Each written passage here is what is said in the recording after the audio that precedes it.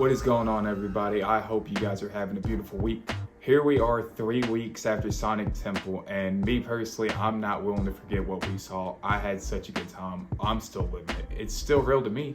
It's still real to me, damn it! So I have been doing these episodes 1 per week, mainly because still recovering from that festival flu. So very sorry that I have not been uploading these as frequently as I should be. However, we are here today to do part 3, Kiss. Welcome back, everybody. These are the Tales from the Temple, day 3.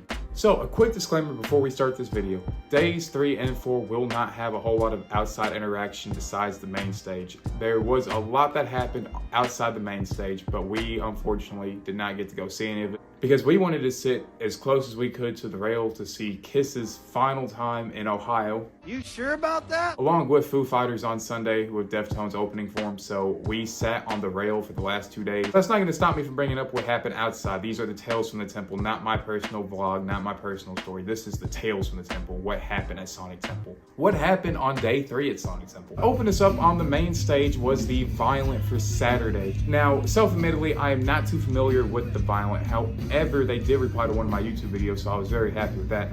I was very surprised and very pleased with the performance they put on. Once again, there wasn't a whole lot to know. If you're a fan of the Violent, then you'd probably like this set a whole lot. Don't really have a whole lot to say about them though, other than they put on a great set, and if they play any more festivals, I'd probably seek them out and go see them again. Next up to hit the main stage of the day was Giovannie and the Hired Guns. Once again, another band I was not super familiar with. However, there was one fella in the crowd right beside us who I believe was their #1 fan. He knew every single word, jumping up and down, had a one-man mosh pit. Like, honestly, that's what I love seeing at music festivals, is the amount of fun that fella was having. So if you're watching this video, I'm glad you had a great time. As far as the band, Giovannie and the Hired Guns, they put on a pretty good set. They brought out a tuba, which I thought was pretty unique. I've never seen a tuba at a music festival, especially a metal music festival, but always a welcome addition. So Giovannie and the Hired Guns, I would say, put on a great set.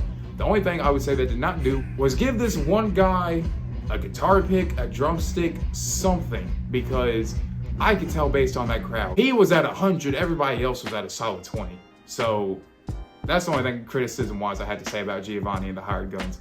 Show some fan appreciation to your #1 fan at Sonic Temple.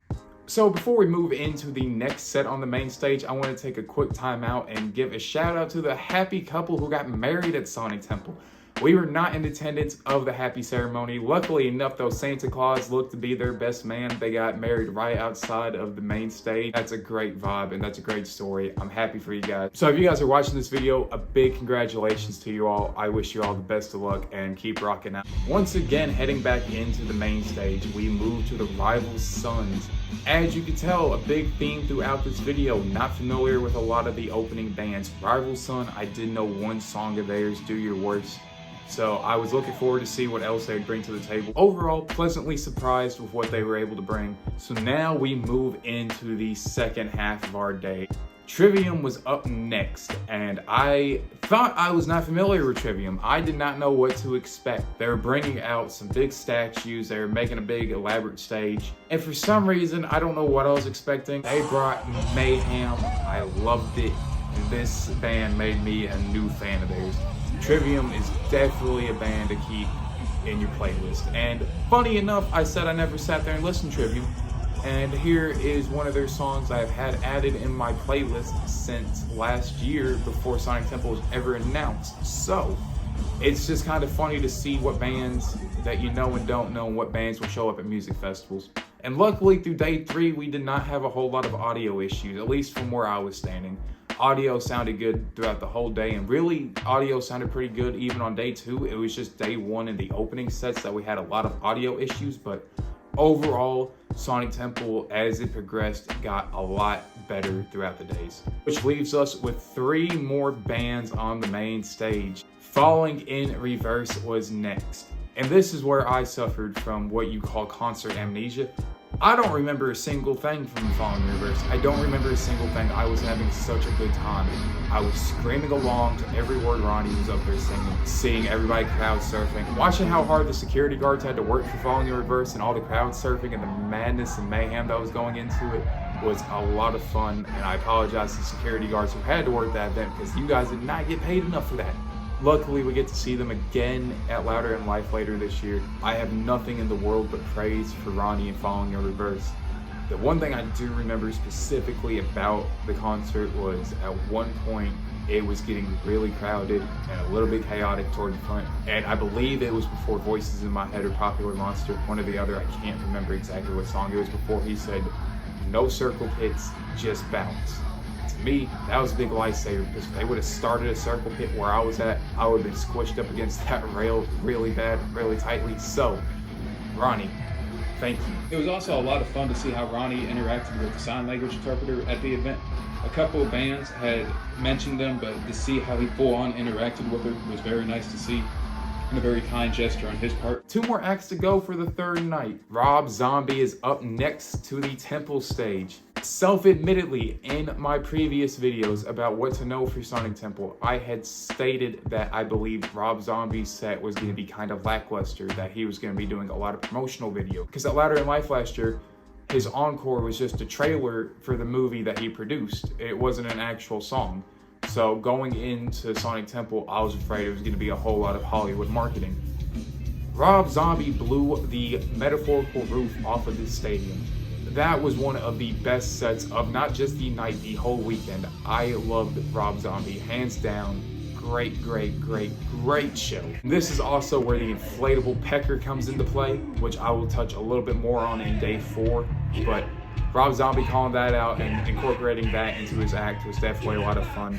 At one point too, one girl who was definitely younger than some of these songs he was even up there singing got up on her boyfriend's shoulder and started flashing her titties to the crowd. Rob Zombie definitely goes in the top 5 performances of the whole weekend. Which takes us to the headliner. Who all wanted the best? You got the best. As we assembled for Kiss's final performance in Ohio. You sure about that?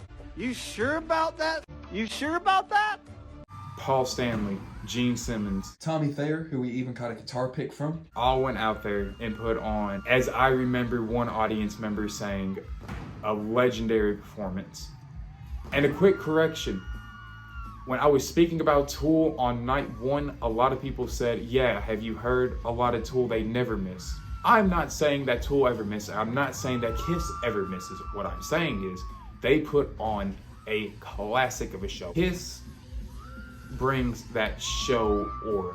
They bring the pyro, they bring the blood, they bring the confetti, they bring the lights, they bring the music, they bring the noise, they bring the excitement. Kiss brought all of that and some to Sonic Temple this year. And it was an honor to sit out there and watch one of their last performances in Ohio. We went out to the parking lot, got in our cars, went back to our hotel, and showered and slept, because we had one more night of Sonic Temple. I hope you guys enjoyed this video very much. If you guys stayed around to the end, please make sure to leave a like, drop a comment about what you guys thought, and make sure to subscribe for more festival uploads. We do festival shorts as far as concert performances, memes, anything else you'd like to see festival related, it's here on our channel. Or if you guys want to see music documentaries, music festival coverage, or any other music related long form videos, we also have that here on our channel. So make sure to subscribe to stay up to date in all of our future uploads. Guys, we got one more day left to cover. That video will be up next week, and then Sonic Temple will be wrapped up and we will be moving on to Louder Than Life. I hope you guys go out there and have a blessed week. Until I meet you guys again, this is Cadillac Mike with Crossing Aces Media. Peace.